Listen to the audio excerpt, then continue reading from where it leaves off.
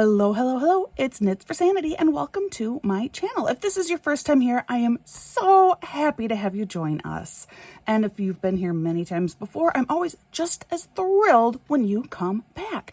So today marks the 1st of June, which is actually the kickoff for my Easy Breezy Summer Kickoff event, which I posted a video earlier this week, but basically it's meant to be a super simple, fun event, easy to incorporate with other events that you may be participating in this month. It's just 30 by 30 partial special drill canvases. For more information on that, please refer to my video from earlier in the week. But that means that yesterday rounded out and finished off Liz Harrison's over at Scotty Dog Crafts, her 30 by 40 event for the month of May. Every year, well, at least for the last 3 years, I believe, Liz has hosted an event which is just completing as many 30 by 40 paintings as you can within a month. The months have changed a little bit over the last few years, but this year it was last month, the month of May. And I thought I'd take a minute and just show you what I managed to complete during that month because you guys have actually seen very, very little of it. In fact, out of the paintings here, you've only seen one partially completed. My last whip and chat was with that painting. So I thought it'd be a good opportunity for me to just show you what I've done, give my thoughts and comments on them. So please join me. So this was the very first kit that I completed for the event. It is Mary Catmiss by Alice. I do not remember her last name, and trying to find that information back has proven to be very difficult. And that is because this is a kit that was originally from Mary's Diamonds. Now, if you are relatively new to diamond painting, you probably have not even heard of this company, and that is because they no longer exist. They went out of business, oh boy, year and a half ago or so, maybe 2 years. It's been quite a while since they've been on the market. Bella Art did purchase them, but it is not at all a continuation of Mary's Diamonds other than a couple of the same artists that they have kept. It's a completely different company, Bella Art Diamonds. So Mary's Diamonds, just think of it as what it is, which is now a defunct company. So this was a kit that I had actually purchased from them a couple of years ago. I believe it was an add-on. There was another kit that I had really wanted, and I think I could like save some money if I bought a second kit. So I went ahead and I got this one too. I thought it was really cute. I will say working on this kit was not the most fun. The drills were fine, but Mary's Diamonds back in the day, this was considered to be a higher end company. It was all licensed art. The canvases were very nice for the time. You know, they have the soft back and everything. This was definitely considered to be more of a luxury kit. But I gotta tell you, it could have used with hand rendering, or at least a lot more hand rendering than what may have been applied to this canvas. I really learned to totally despise the amount of confetti that was happening inside of the cat.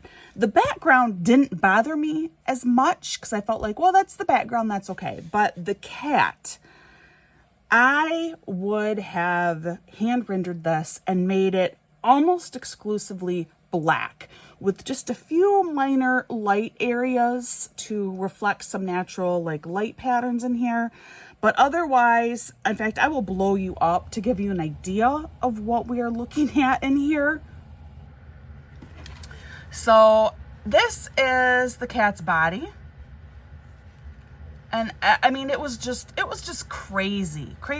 And then like his tail, there were even like more colors in his tail.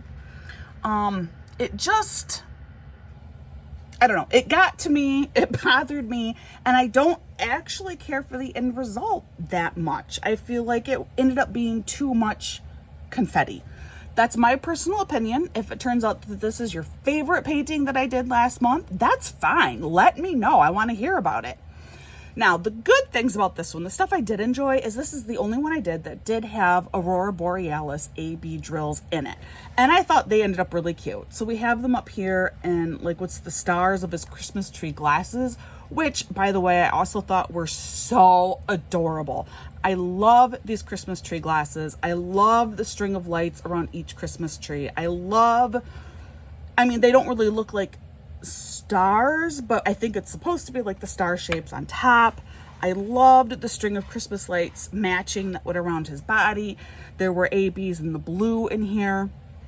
Also with like the snow flecks in the background. That's what I'm assuming they are, is meant to be like snow. There's some white ABs back there. So I really did like the use of ABs, and especially when it's the only project I did with any kind of a special drill at all for like all of last month. So that was really, really nice. The other thing about this one is I joked with Liz, but I feel like I deserve extra credit. And anyone who was like me and actually completed a true 30 by 40 painting, I feel like deserves extra credit. Not really. I'm joking, guys. But yes, this painting, the actual drill area is a 30 by 40. The canvas itself is therefore more like a 35 by 45, which when you look at the next canvases that I completed, you'll see just how much larger a true 30 by 40 is compared to your more standard 30 by 40s, where it's the canvas size that measures 30 by 40. So anyway, this was my first painting. Like I said, I didn't really enjoy doing it that much, but it's okay. That's what I'm going to say about it. It's okay. Painting number 2. Now this is the one that you guys have seen tiny bits of. I was working on this painting with my last whip and chat. This was the very first full drill TEMU item that I purchased. That's not quite true. That's kind of a lie. I did purchase 12 20 by 20 calendars, one for each month, which ended up being 15 by 15 little calendars. And I completed one of those. I did a weekend challenge on it and decided that really that size was just too tiny. And because it's so small, I don't really consider it like a full drill canvas. I feel like you really got to get to like the 30 by 40 size before you can consider something like a canvas. Do you know what I mean? Does that make any sense to you? It's just, I feel like otherwise it's too small. It's just like a little item. It's not canvas. So this one was the first full drill canvas by my not logical definition that I bought from TEMU and thought I need to get this completed to see what I think of it. On the whole, this was fun. I enjoyed doing this one. There was quite a bit of confetti in here that sometimes would kind of get to me just because I didn't make a whole lot of sense. Like down here, fortunately, it's just small little sections, right? So it's not that big of a deal. But I'm like, I would have probably simplified this. But of course, these are not seeing any kind of hand rendering. These, I'm sure, are just using a computer program. But if I had, if you were to really like beef this up and try and go in and hand render it, there are definitely some things I would have changed to make it a little bit more defined. But it really turned out really well in the end. And this ended up being probably my second favorite painting for the month. I think it looks really good as a finished product. I think it really, really works. Now, the drills were pretty awful, especially some of the lighter colored drills. And I talk about that in my whip and chat. A lot of these drills had like skirts on them. And what I mean by skirts is like there was too much acrylic poured into the little molds. And so there's this little thin layer that extends out over the top of the drill. And I threw out all of those Ucky drills, and I should have kept one to show you again. So the drills were often too big, oddly shaped. And so I was throwing a lot of them out, which, like I said in my whip and chat, I don't care as long as there's enough drills for me to be able to complete the painting. I did end up using a number of those more oddly shaped drills just to make sure I had enough. I took the nicer of the worst, I guess. And I feel like that's okay. They fit. I think it still works. It was still, all in all, a pretty good experience. So this was painting number 2. And it was just coincidence that I happened to do 2 black cats in a row. That was not planned. I mean, I do love black cats, but total coincidence. So we moved from black cats to cute bears from darkest Peru. Yes, we have Paddington here. Now this one was gifted to me. This is not a painting that I would be likely to purchase just because I look at this. This looks very similar to R.W. Alley's art. R.W. stands for Robert Whitlock. I think he goes by Bob. So Bob Alley's art. Alley has done a lot of the Paddington drawings, and this looks like it is either directly stolen from his artwork or it was AI generated based off from his artwork. But it was a gift, and I have talked about it before, especially when I am gifted stuff, I will do it. As long as I am trying to do my best with making sure that I'm not stealing from particularly those small time individual artists, that's what I can do to try and, just help the industry and keep it above board. But this one was a gift. And the reason why I selected to do this one was because I wanted to challenge myself with something. So when I started diamond painting for the second time 2 years ago, and if you don't know my history with diamond painting, that's something that I have discussed previously, and I can bring it up again in the future whip and chat. But my second go around with restarting diamond painting, I did use multi-placers. If you are familiar with me in my diamond painting now, I use really exclusively a single placer and a 4-placer. That's it. This pen, I got a single placer and a 4-placer. That's what I use. This is what's on like all of my diamond painting pens. This is what I'm comfortable with. I don't always use the angled single placer, but if I'm placing round drills, I really like using the angled. Square, it works better, I feel like, if it's a straight single placer. That's just my opinion, and I can talk more about that later if you're interested. So if you know me, this is what I use. But this one had so much color blocking in the background, as you can see, that I thought, you know what, let's just go for broke, and we're gonna pull out a 9-placer. And we're gonna give it a try. I have not tried using a 9-placer in about 2 years. The reason why I quit using the large multi-placers is I just didn't like it. I did not like not having the same level of control when I placed my diamonds.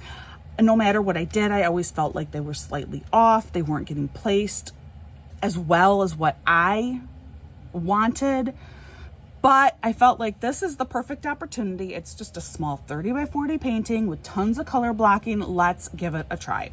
So I pulled out one of my other favorite diamond painting pens here, and I put a 9-placer on the end. And I did use this 9-placer to complete this, pretty much only in the off-white sections that you see in the background. What did I think about trying to use a larger multi-placer again? I still prefer my 1 and 4. While things did start to go a little bit easier the more I used it, because I decided if I'm doing this, I'm going to finish the whole canvas using the 9-placer. While, like I said, I did find it to become slightly easier as it went on, I still found that I just didn't have the same level of control over where I was placing my drills. I still don't like how, up close, this canvas looks really disorganized to me, where I feel like the drills are like placed kind of randomly. That's what it looks like close up for me. It still just wasn't great. Like I said, it did get better, and I started to learn different ways that I could kind of finagle while I was placing the drills to have them lie a little bit neater, a little bit more cohesive to how they were supposed to be put down on the canvas, I guess.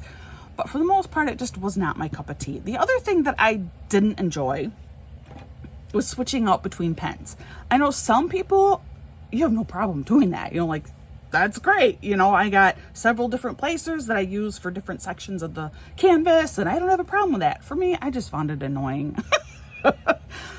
So have I converted to being a large placer, diamond painter. No, I have not.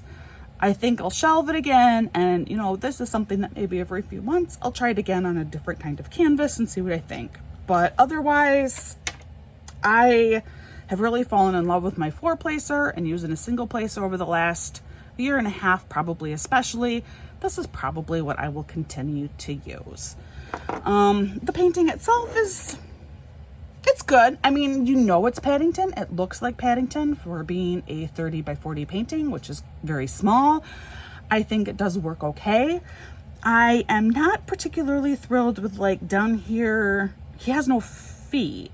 Like, I can't, I can't quite figure out what's supposed to be like feet in a puddle, you know, so I feel like that's kind of weird looking. I don't really get it. You know, is he standing inside of a puddle? I don't really know. You can't really make out a hand holding his hat. I don't feel like that's very clear. I know there's a hand here because of the colored drills that I put down, but I don't feel like even from your angle, because again, you see this much more clearly than I do. You're actually seeing it from a more like appropriate diamond painting distance, but I don't feel like the hand is very clear. His suitcase down here, there's some wonky colors in here. I'll blow you up. You know, there are just some wonky colors in here that, you know, hand rendering would have taken those out. But of course, again, this is just computer generated. So this is probably my second to least favorite painting that I did this month. So now you know my least favorite, my second to least favorite, and my second favorite paintings, which is now going to bring us up to my 4th and final painting for the month, which I think ended up being my favorite, which was very surprising to me. So let's move right along. So this was my 4th and final painting for the month. I was actually going to be done after Paddington because I got that one done over Memorial Day weekend. I think I probably finished it up on Monday, which is Memorial Day here in the States. And my middle daughter pulled this one out. And she's like, Mom, I told you to do this one. I like this one. And she had, in fact, earlier in the month, she had pulled this one out and said, are you going to do this one? I said, I might. I really do like that one.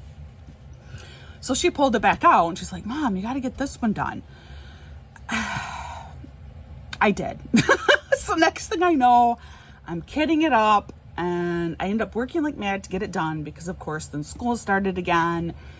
The kids are almost done with school. They only have 3 half days left. So it was kind of crazy and I was working like mad to get this one done in time, but I did it. And in the end, this might be my favorite. Now, this was kind of a cheat. This was supposed to be part of an unboxing that I have yet to do. For my great TEMU unboxing, I mentioned in there that there are 2 additional unboxing videos that I need to do. And one of them is doing several full drill diamond paintings that I bought from TEMU. Because I realized a couple months ago that I only had 1 full drill painting from TEMU. And I really needed to try and explore that avenue more for you guys, let you know what's out there. And so I went ahead and I ordered several more. It was a very interesting experience, even just figuring out which ones to order. And I will talk about all of that when I do finally eventually get to that unboxing video. But this was one of those kits. And so the reason why I hadn't picked it up to do it was because I'm like, no, I have to unbox it first. But my daughter pressured me. And so here it is. This is from TEMU, like I said. It is an AI generated like city street scene. And this one, when I was working on it, because you know you're so close up when you're working on it, I just felt like there is no way this is gonna look right when done. There are too many colors in here. This one has 25 colors versus my others had, I think, 22 colors each. Maybe something like that. You know, I just felt like there's too many colors. There is not enough color blocking going on in here It's a lot of confetti. I don't know that this is going to make any sense. But taking a picture to be able to look at it from more of a distance, I was amazed. I thought, oh my word, this actually comes together. You know, I can see that this is a church with the steeple up here. You know, suddenly when I was painting it, I didn't catch this at all, but it looks like there are actual like figures, people that might be walking along the sidewalk down there. I assumed that they were like leaves when I was working on it. But no, I think those are actual like people walking on the sidewalk. And I felt just amazed that I could make that out when looking at it from a distance. So somehow, some way, this particular painting just worked. And this is one of like the true like magical paintings of diamond painting, where you look at it up close and yeah, I can tell that it's a bunch of row houses and it's autumn. Like I can see that, but it's not till you look at it far away that it just really all comes together and you have that wow moment. So this one I think is my favorite that I did last month. So thank you to my daughter for essentially forcing me to do this one and getting it completed for the 30 by 40 event, because in the end it was worth it. I like this one. In fact, I like this one enough, and because it looks so good from a distance, this is one that, you know, if I ever manage to put up any of my diamond paintings, I would put this one up. This is the final painting. Definitely let me know which one is your favorite out of the 4 that I ended up completing, which was amazing because last year I completed 1. This year I was just hoping for 2. I was thrilled when I hit 3, and then I managed to squeak out 4. So I felt pretty cool. But yeah, let me know in the comments which one is your favorite. In the meantime, my own June event has started, as well as Liz is hosting another event this month, and my event fits in really well with hers. Hers is 30 items in 30 days. So one of the small 30 by 30s for my event would qualify as one item for one of her 30 and 30 days. So I will link to her channel again too in my notes for this video in case you want to go check out that challenge as well. I think, guys, that is everything. Biggest things, like I said, definitely let me know in the comments which one your favorite was. Otherwise, a couple of reminders. The Great TEMU unboxing does go through Monday. There's 2 more days left from when I film this for you to be able to watch the video and fill out that Google form, including the 6 secret words that are found in that video, to be entered into what has become a pretty large giveaway at the end. In fact, I need to parcel it down so that it can fit into the box that I have to ship everything out in. So there's 2 more days left for that. It is June 1st, so this is indeed the starting day for the Easy Breezy Summer Kickoff event that I'm hosting for June. For questions about either of those, you can refer to my past videos. All right, guys, that is everything. Again, thank you for joining me. Thank you for being a part of this channel. You are so greatly appreciated. And like I always say, please practice patience.